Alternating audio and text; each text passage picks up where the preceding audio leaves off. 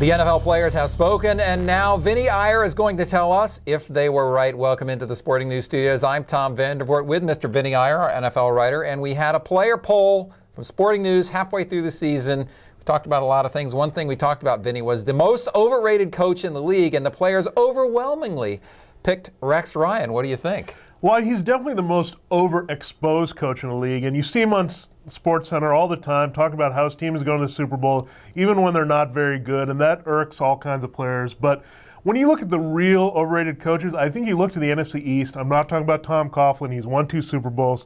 I'm talking about Andy Reid, Mike Shanahan, Jason Garrett.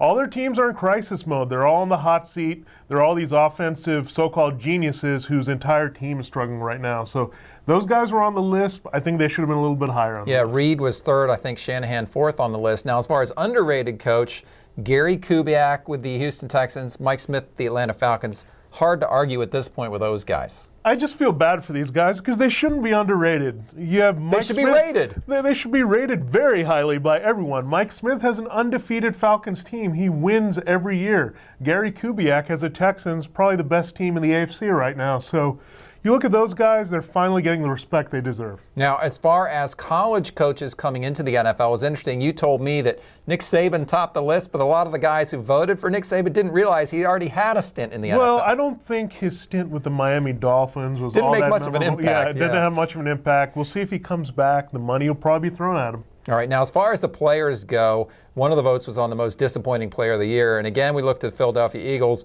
Michael Vick jumped off the list, along with Cam Newton and Mario Williams in Buffalo. Well, I think you look at Michael Vick and Cam Newton, they're very polarizing players. They're very exciting, and a lot of guys like them because they can run and pass and do the video game stuff. But when their teams are not winning and they're turning over the ball, it's very frustrating, so I can't argue with that. You know, it's interesting, too, because I read some of the quotes on Vick and was like, oh, he's got so much potential and so much talent, and he's not really living up to that right now for whatever reason. Whereas for Newton, I think the quote was, that guy's arrogant.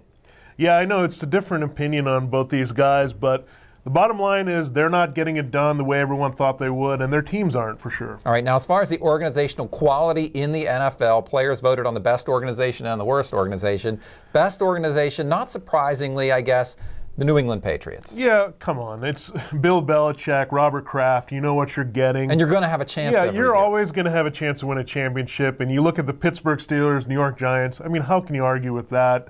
Rooney, Mara, right. Rooney, Mara, if you want to throw her in there. But, right. I mean, it's just a great organization overall on both sides. Yeah, and I think Green Bay came up fourth on the list. As far as worst organization, Cleveland Browns, followed by the Jacksonville Jaguars, and then the Oakland Raiders, the black hole of the NFL. I think a lot of this comes down to what is our owner doing. And you look at Shad Khan, he's brought some excitement, but the product is still not there. You're not sure what the Raiders are going to do without Al Davis going forward. And then the Browns just brought in a new owner. Maybe there's some hope there coming around. You know, one thing that surprised me as a Redskins supporter from way back, from my days growing up in D.C., no Washington Redskins on the list of worst organizations. They have not had success in quite a while. Yeah, and the Cowboys avoided this too. So I think there's a lot of controversy over Daniel Snyder and Jerry Jones, but they're still the Cowboys and Redskins. A lot of people are going to love them. Yeah, they're high-profile organizations no matter how you slice it. All right, that's Vinny Iyer, our high-profile NFL writer. I'm Tom Vandervoort. Thanks for watching.